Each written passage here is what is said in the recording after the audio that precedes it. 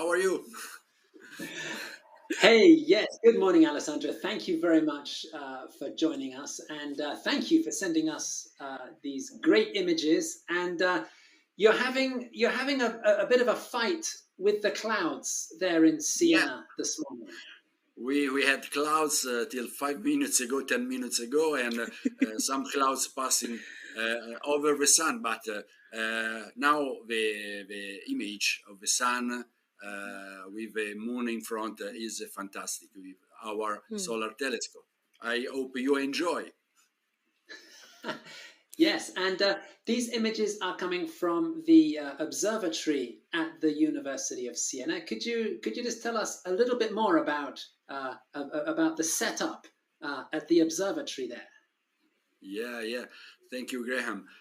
Our observatory is a didactical facility of the University of Siena. We thought to teach the basic of astronomy to our students in physics, but we can perform research too. So we are involved in some field of research like asteroids, variable stars, extrasolar planets, and blazars, active galactic nuclei very far from us. The telescope is not so big; is 12 inches, is 30 centimeters in diameter, and for the Eclipse we mount on top of the main telescope a little solar telescope with hydrogen alpha filter to see the sun filtered in red light, the hydrogen lines of a wavelength of the sun. So it's a small didactical facility of the university, but it's powerful enough for our students to introduce them to some field of research they can perform. Mm. It looks gorgeous, and we're going to be able to look inside the dome as well, Yeah, where your colleague Claudia is, or your colleague yeah, and your friend. Claudio And there is he is. working. Claudio is working, tuning the filter of a solar telescope to obtain the better image we can share with you. So Claudio is very involved this morning because the clouds. But Claudio is a very good friend of mine and great collaborator of our activities.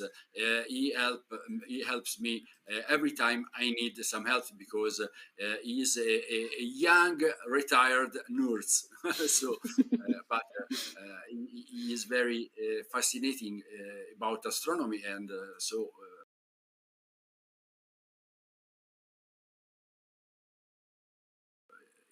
He is very happy to be here with us, and he cannot hear me, so I could tell anything about him, but very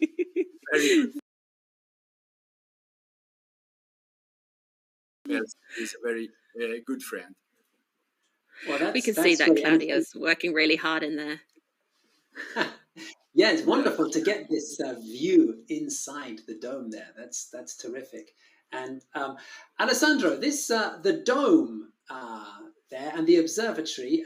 This is a fully automated observatory. Could you tell us the story behind the yeah. automation of the I'm very observatory? proud of this story. You know this story because we met 1 month ago for a congress in Granada, in Spain, and you know the story. But I am very happy to share this story to time and dates friends.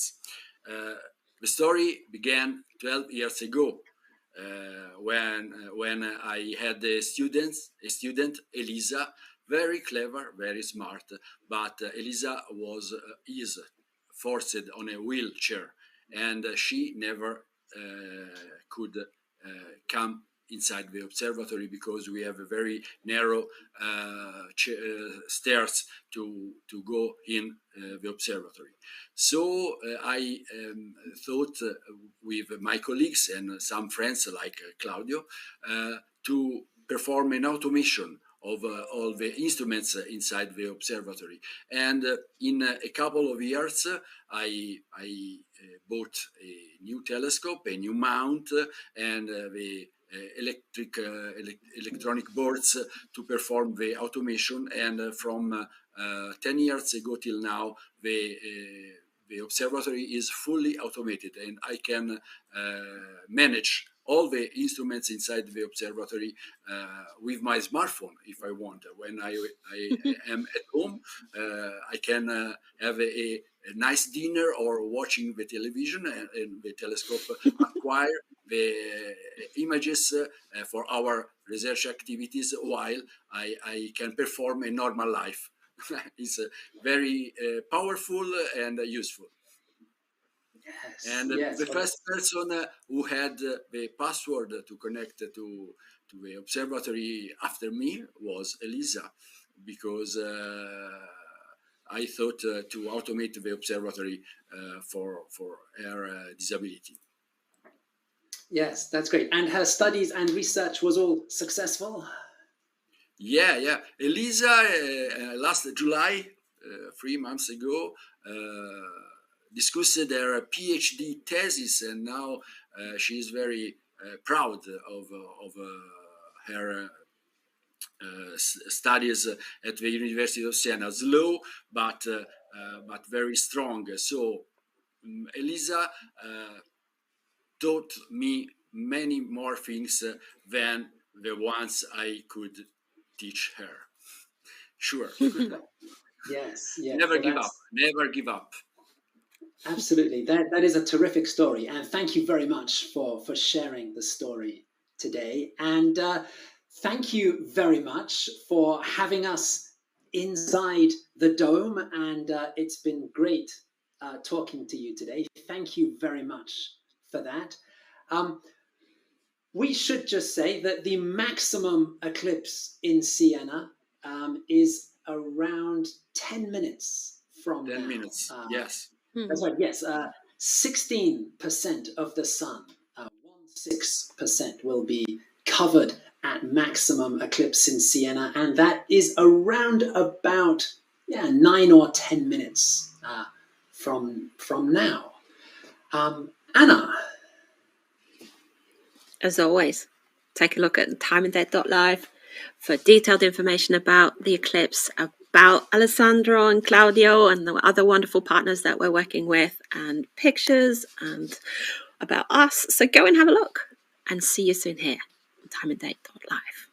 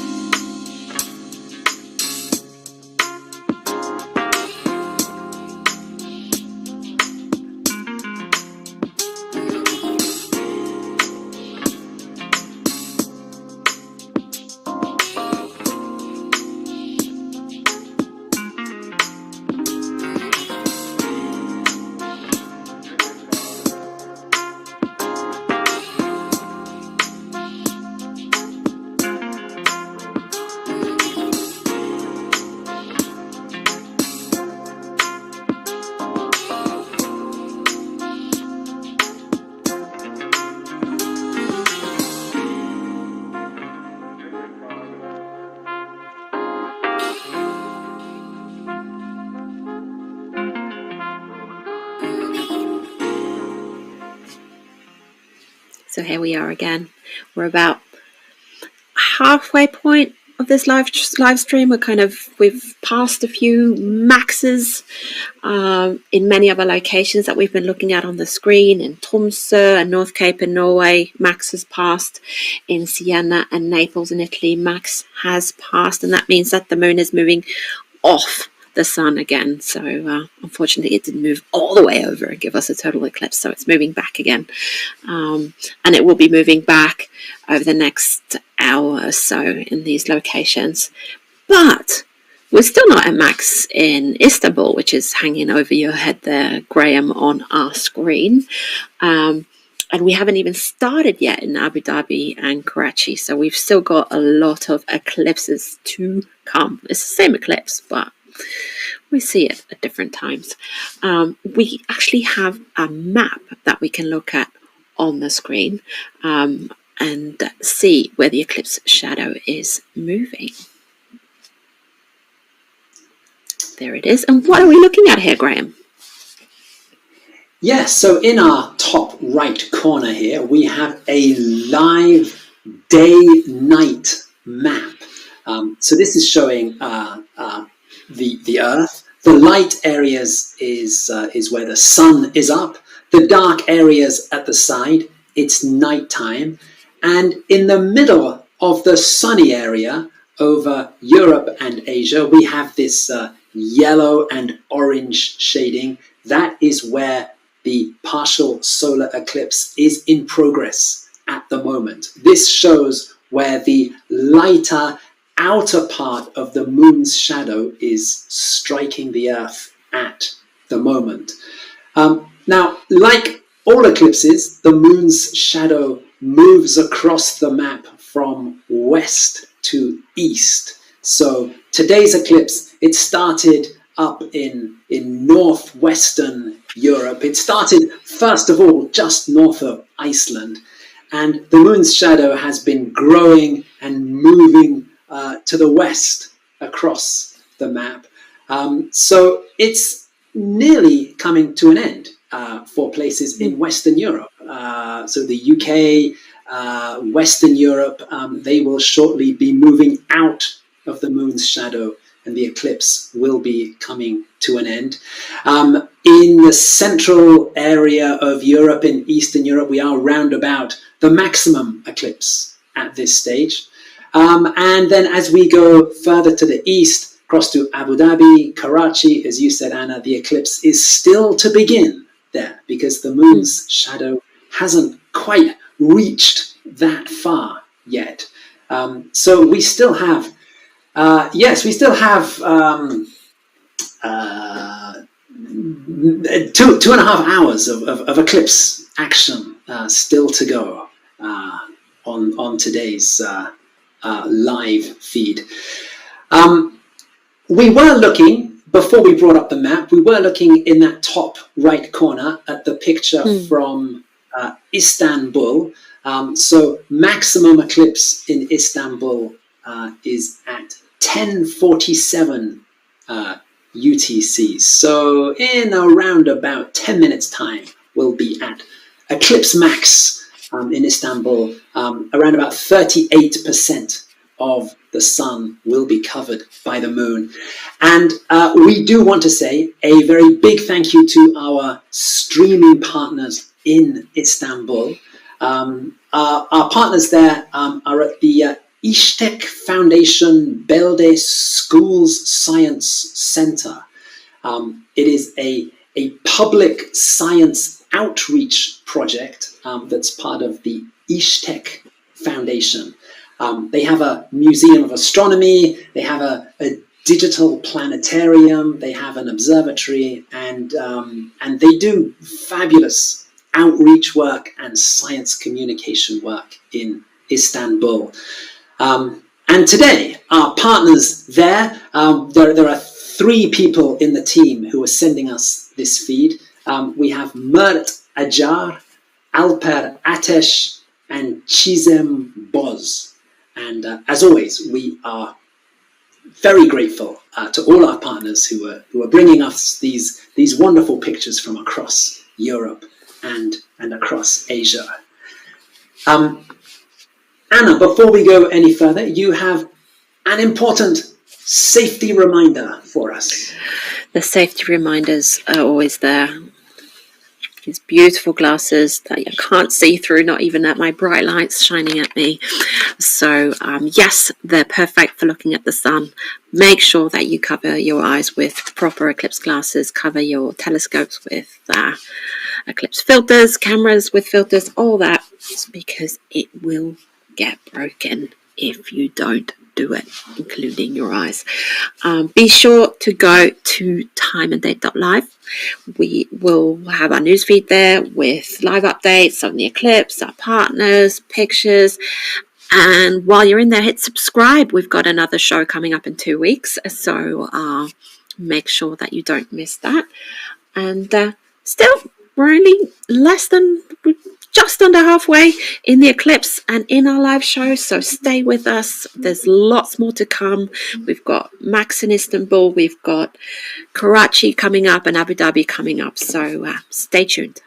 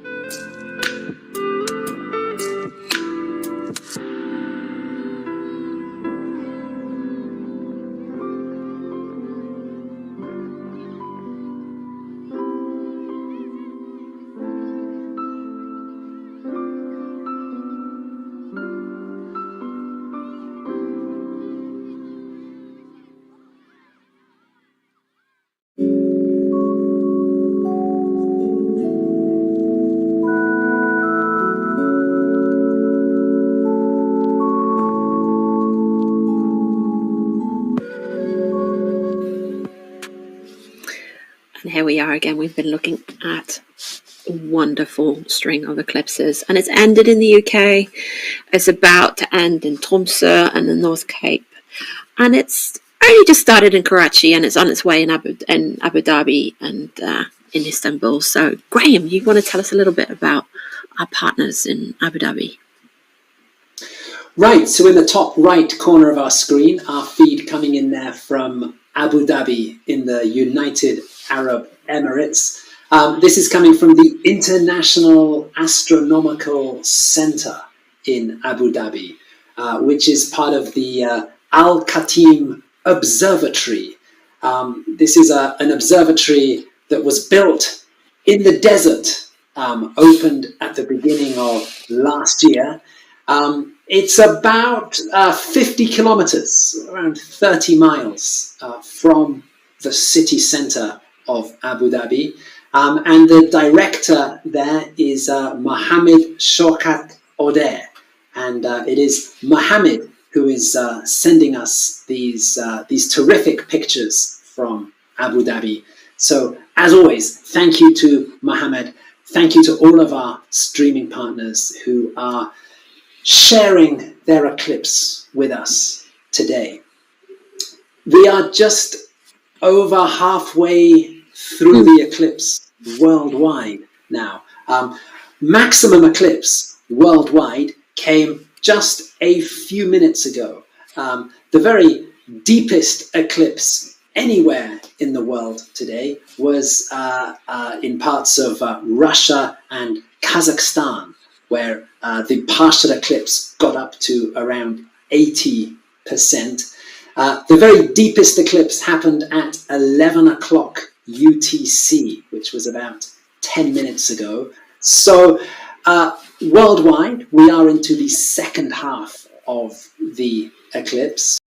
Still in the first half of the local eclipse in Abu Dhabi. And as we can see in our main screen, things have only just begun in Karachi in Pakistan. It's getting quite late in the day now in Pakistan. This eclipse actually runs right up until sunset in Karachi. So we have shifted our attention from from Northwest Europe right the way across now down into Southern Asia, and we still have a lot of eclipse to enjoy from Abu Dhabi and Pakistan. Yeah, and if you're there, if you're watching the eclipse, I have to repeat myself, wear the eclipse glasses, make sure that you cover up your eyes, put filters on your telescopes and your cameras because it will damage your eyes and your equipment. And remember to check out timeanddate.live. You can find our newsfeed with lots of beautiful tweets from people around the world sharing their eclipse experiences. We've got live updates, we've got our partners, we've got pictures. It's all happening there while we're away from this screen, but stay here as well because we've got some beautiful eclipses going on. But we'll see you soon.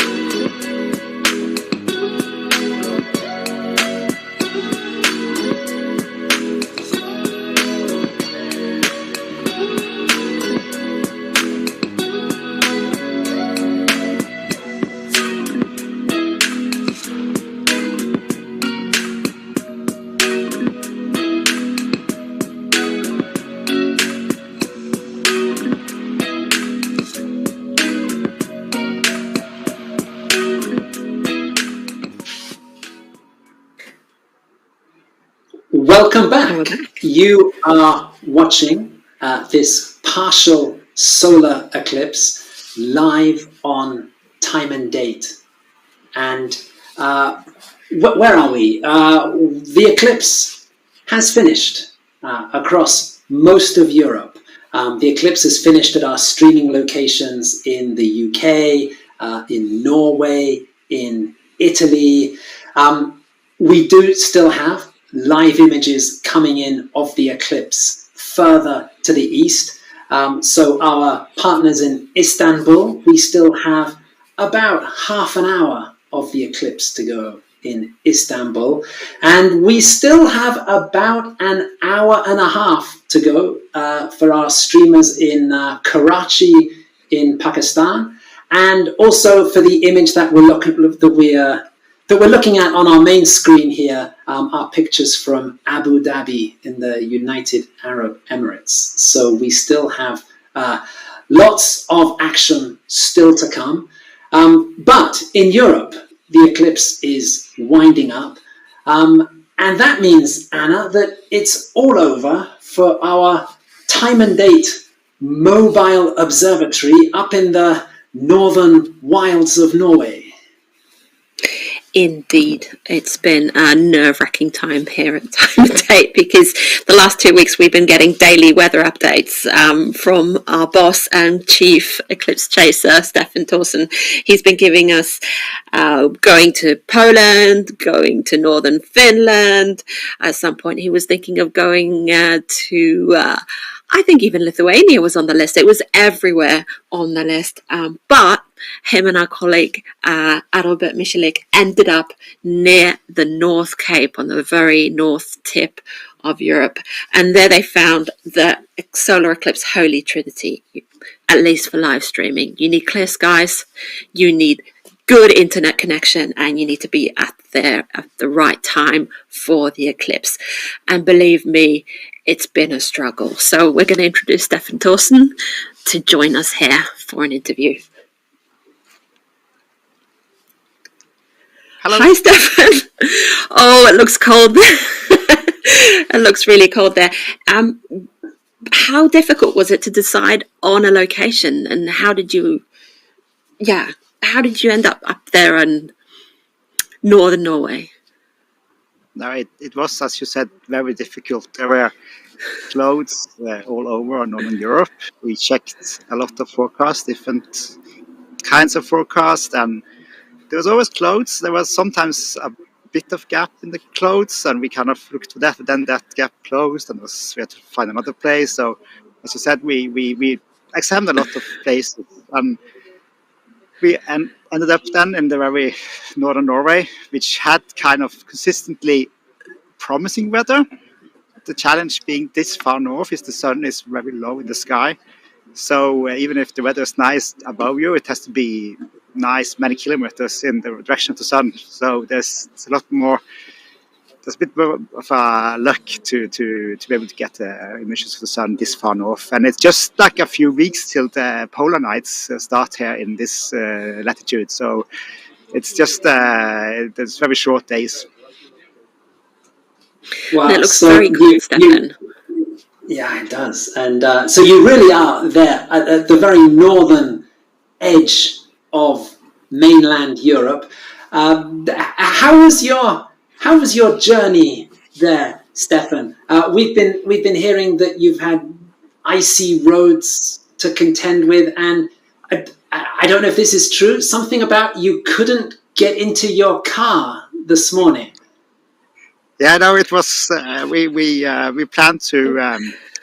We had a plan to go north, and I woke up early at 6 o'clock to check the weather forecast again for the 20th time or something.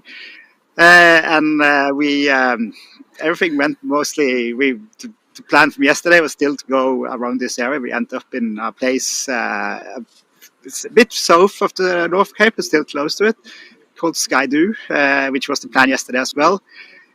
And we came to a frozen car, and we had so much problems getting in that we had to actually call the renter to help us, and that really stole a lot of time this morning. So I kind of planned with quite a bit of leave room, all the legroom was taken away from us. So, and then we had to drive on very icy roads, which we Google Maps says take this much time, but it didn't take into account that the roads are icy. So it was kind of a thing. But we were able to phone this hotel, that's Sky D Hotel, and ask if there was a chance we could stay with them. They were really accommodating and have helped us a lot with power and coffee and soup and everything. Very, very nice. Oh, that's good.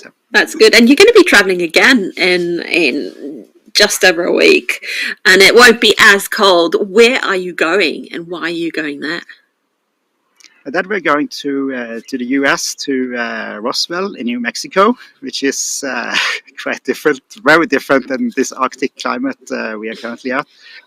So then it's the total lunar eclipse we're going to capture there in a hopefully a bit warmer environment. I have five layers of clothing to keep me warm. I'm still freezing.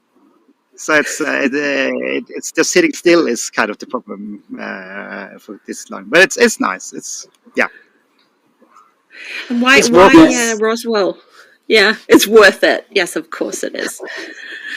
And why Roswell?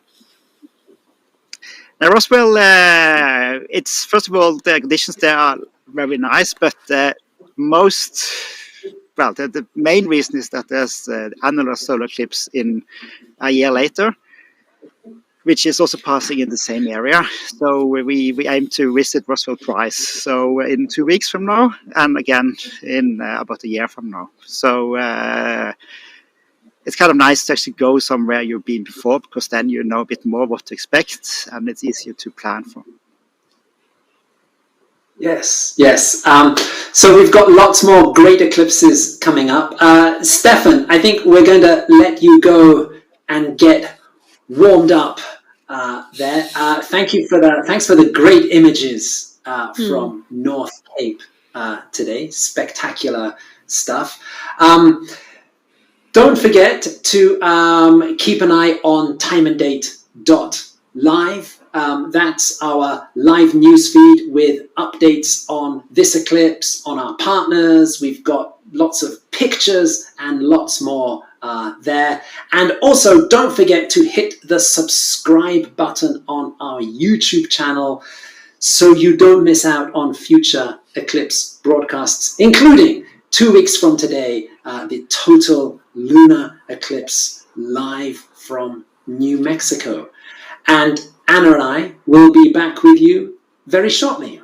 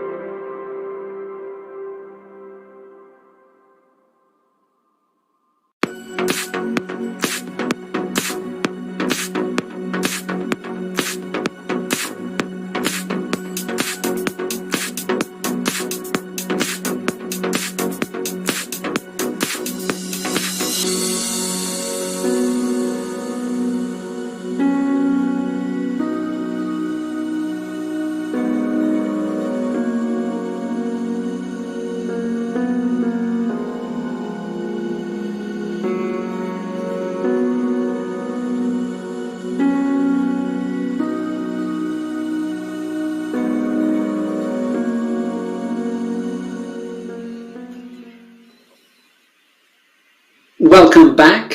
We are watching this partial solar eclipse on time and date.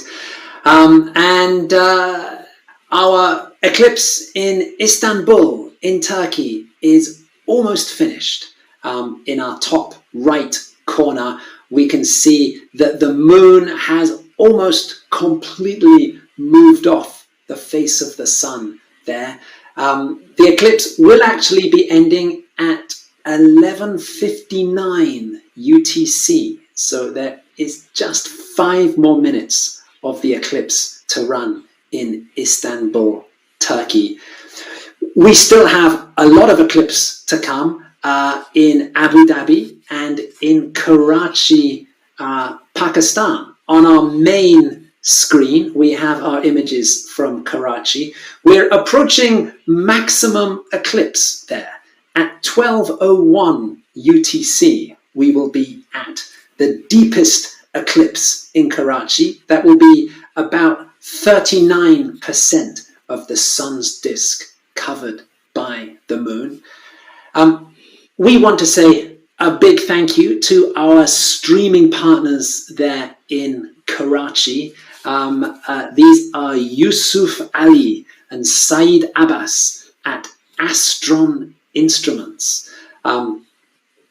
Astron Instruments, it was the brainchild of 2 physics enthusiasts, and they set up Astron Instruments to sell telescopes and radio telescopes in Pakistan, and they also aim to nurture and support local scientific endeavors, and we are very grateful to them for sharing their view of this eclipse today.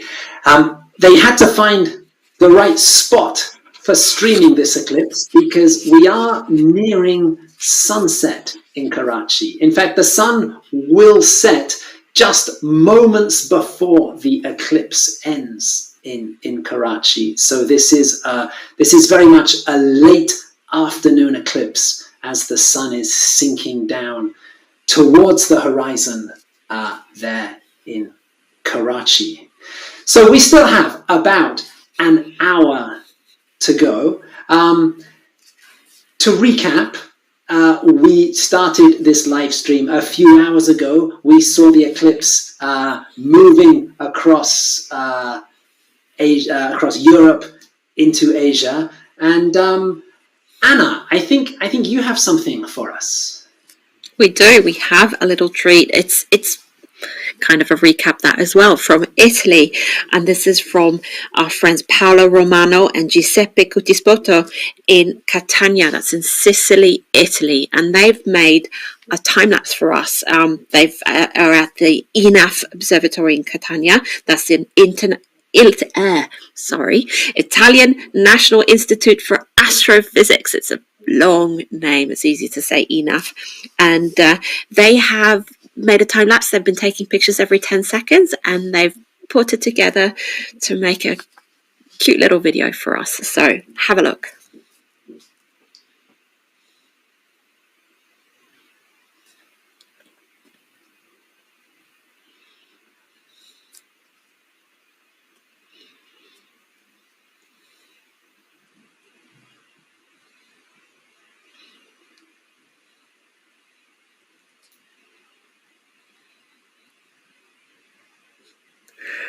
Now that's pretty awesome, isn't it, Graham? That's great. That's a really nice action replay of 2 hours of partial eclipse there in Catania in Sicily. And yes, we want to say thank you again to the National Institute for Astrophysics in Italy for that time lapse from Catania. And also earlier, we were looking at live pictures coming from the ENAF Observatory in Naples, in Italy. We are still going in Karachi. We are just finishing there in Istanbul, and we still have pictures coming in from Abu Dhabi. So we still have 1 hour to go in our live stream today. Be sure to keep an eye on timeanddate.com live. That's our live news feed with all of the latest updates and pictures of this eclipse. And don't forget to subscribe to our YouTube channel so you can watch future eclipses, including in 2 weeks' time, a total lunar eclipse, also here on Time and Date. And as always, Anna and I will be back very shortly.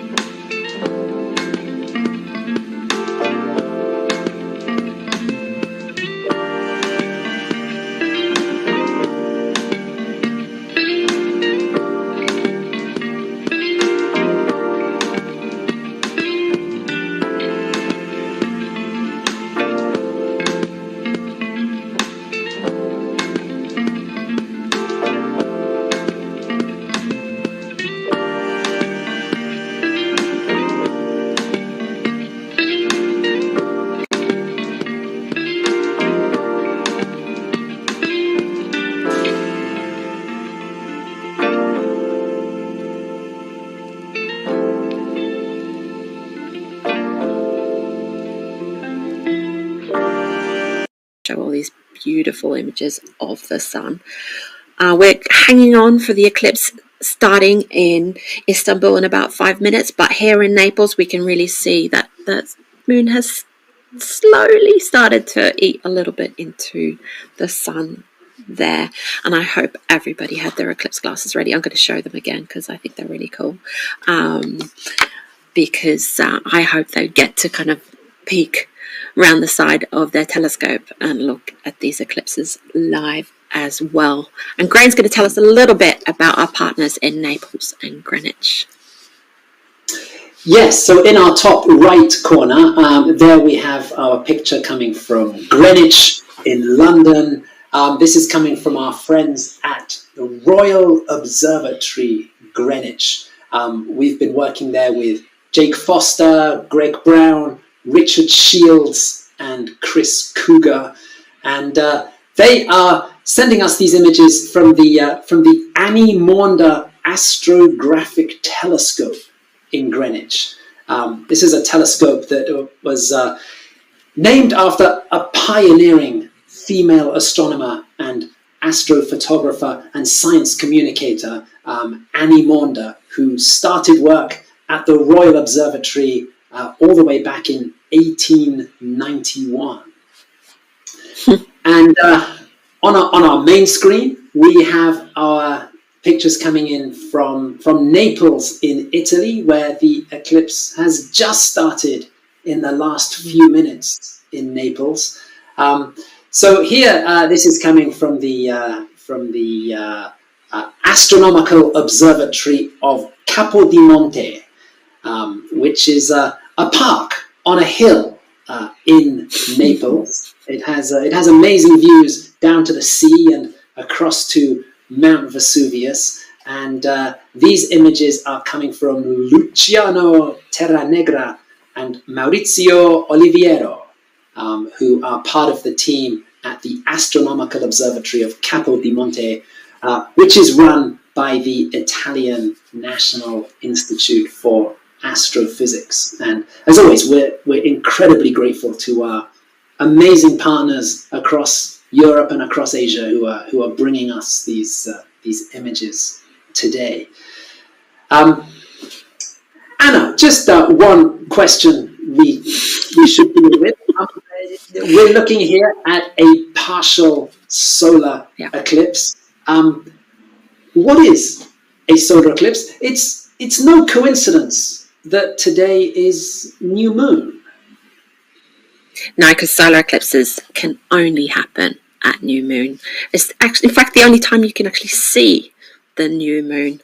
And it is the sun, the moon, and Earth just lining up, and the moon getting in front of the sun and blocking our view of the sun as we stand on Earth. So we're basically looking at the new moon eating its way, moving across the sun there as we stand on Earth looking at this. And it's not a perfect line. That's why we've got a partial eclipse today. If it was a perfect line, it would be a total solar eclipse, and the new moon would cover the sun completely. But we have to wait until 2026 to see that in Europe. So a few more years of patience there, and hanging on to remembering where you've put your eclipse glasses until that time. So that's going to be a bit of brain power being used there. We're going to be looking at several more maxes. I've been looking at Istanbul. We're hoping to get the start of the eclipse there in just a few minutes. And we're going to stay tuned and make sure to check out timeanddebt.live for more information about the eclipses, our partners, and pictures and all kinds of fun stuff going on there in our news feed on timeanddebt.live. So see you soon back here for more commentary.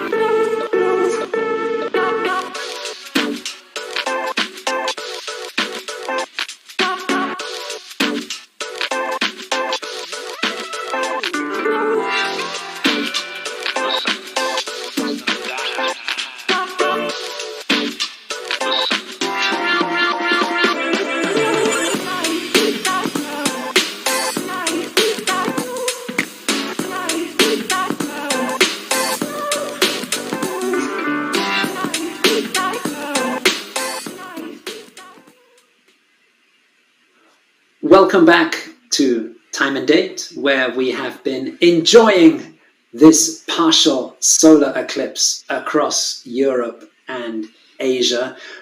We were talking at the beginning of the live stream about clouds, because here we are in late October. This eclipse was happening over Central Europe, Western Asia. These are areas that traditionally have a lot of cloud cover at this time of year. Generally speaking, we have been very fortunate with clouds. We've had some great pictures of the sun from all of our partners around Europe and Asia today, with one exception. This is Vilnius University in Lithuania, and we have live pictures from them now in the top right corner of the screen. We can see a beautiful forest. We can just see the dome of their observatory down in the bottom left of the video coming from there. And we can also see a very, very grey sky. And this is what we've been looking at in Lithuania all day today, and I think all of yesterday as well. Just very thick cloud, very grey sky, and Anna, that has been awful luck for our partners there at Vilnius University. It has been, and messages from Vilnius University has been rainy, cloudy, not going to happen. So we're going to still talk to and commiserate with Šarūnas Mikolaitis at Vilnius University. And he should be coming up on the screen right now. And there you are. How are you, Šarūnas? Hi, nice to see everyone, and nice to see all the streams. I am disappointed a little bit, well, but you know, the life is life and clouds are clouds, yeah. Yeah, we're so sorry about those clouds. Yeah. Now, Šarūnas, you're part of the Institute of Theoretical Physics and Astronomy there at Vilnius University. Could you tell us a little bit about some of the research you do and some of the great outreach work that you do there? Yes, certainly. So basically in our, if we're talking about our research, so basically let's say our group is doing classical stellar spectroscopy observations and also analysis and so on. We are part of such kind of surveys like Gaia ESO survey and so on. We're just finishing our Gaia ESO survey work, which was very nice and very big thing in some years ago.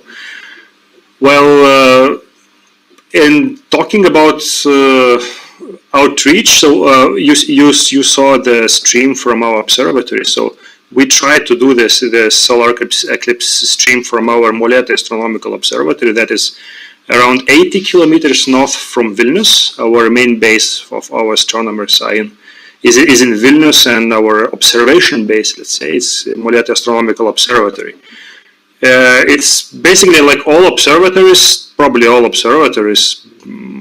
Our observatory also is benefiting from the very beautiful surroundings. It's Labanores Regional Park with a huge amount of lakes around and lots of forests, and actually at the moment gray sky, which is kind of disappointing. Yes, but it's quite interesting to be, you know, like the only group that is actually showing the gray sky. I was actually thinking that we will have more bad luck, you know. So actually this stream campaign was amazingly successful, except us.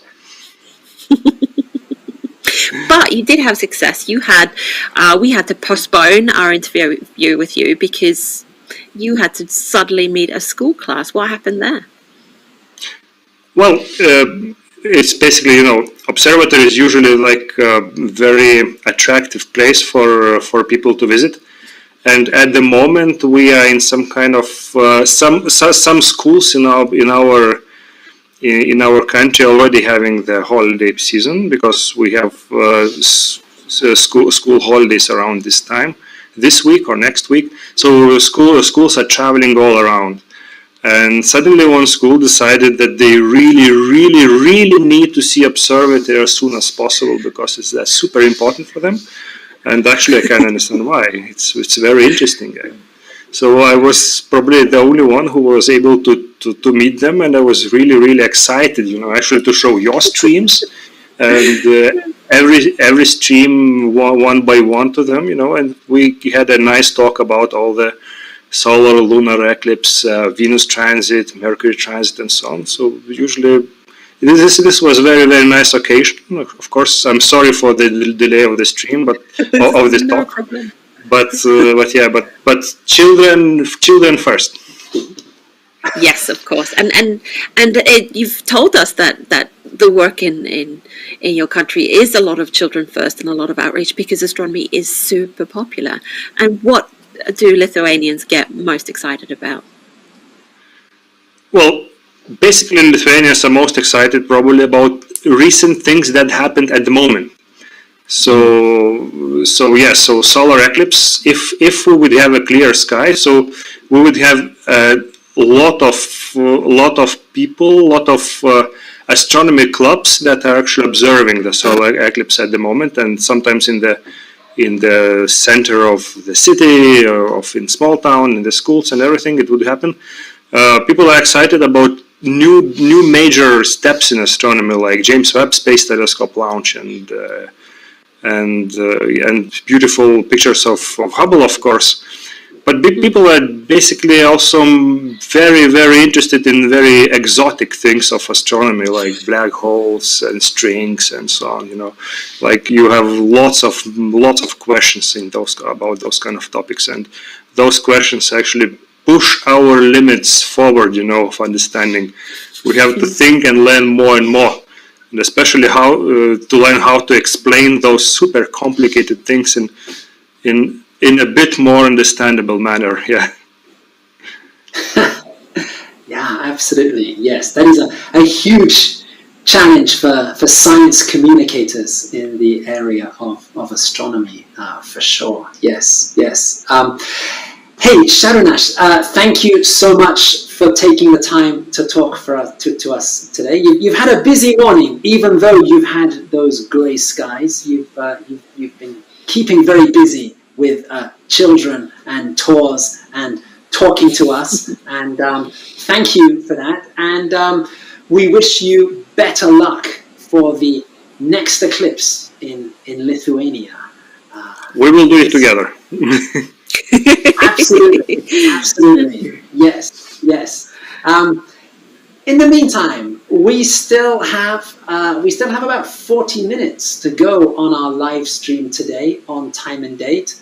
We've got our pictures from Abu Dhabi on the main screen now. The eclipse will be ending there at 12:54 UTC, so in just over half an hour's time. The eclipse is also still going in Karachi in Pakistan. It will be ending there at 12:59, except a few minutes before that we will also have sunset in Karachi, so we still have all of that to come on our live stream. Don't forget to have a look at timeanddate.live, our live news feed with pictures and updates and lots more. And Anna and I will be back with you here very shortly.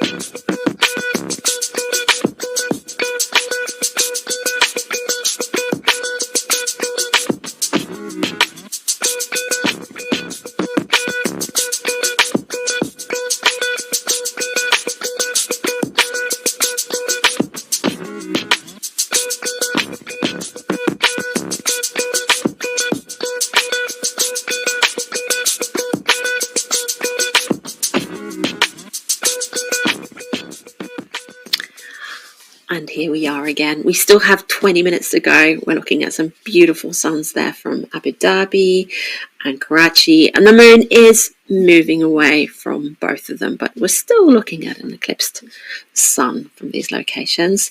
The sun is low in the sky. We've seen birds fly across. We've even seen some planes fly across our telescope images. So it's been really cool to look at. So we've been really enjoying these images and lucky for having such clear skies in Abu Dhabi and Karachi, and also lucky to have clear skies across pretty much all of Europe. So we've been, our finger crossing has been working this time. We do have an eclipse sunset coming up in Karachi, so please hang with us a bit more. And also we have to repeat all our lovely partners. We've been giving you tidbits along the show, but here they are. We've got Tromsø, in Tromsø, Norway, we've got the Arctic University. They're streaming with us. Vilnius University in Lithuania, they got clouded out, unfortunately. We were talking to them just a minute ago. In the UK, we work with Ghost Stargazing in Durham and with the Royal Observatory in Greenwich in the UK. In Siena, Italy, we work with the University of Siena. We had a good chat with Alessandro and Claudio there. Also in Italy, the Italian National Institute for Astrophysics, we like to call them ENAF. They were in Naples and in Catania in Sicily, where we got that beautiful little time lapse there. We worked with the İstek Science Center in Istanbul in Turkey. And looking at these images now, we have in Abu Dhabi in the United Arab Emirates. It's the International Astronomical Center. And they're still streaming the eclipse. And last but not least, we've got Karachi, Pakistan. That looks like they're almost got some clouds, so kind of hitting a bit of atmosphere there as the sun is getting low.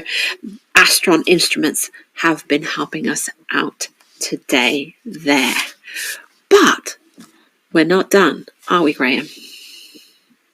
No, we only have about 15 minutes left of this eclipse, but we do have lots more exciting eclipses coming up. And I think we have a slide, yes, with some key dates of some of the forthcoming eclipses that you can watch here live on Time and Date.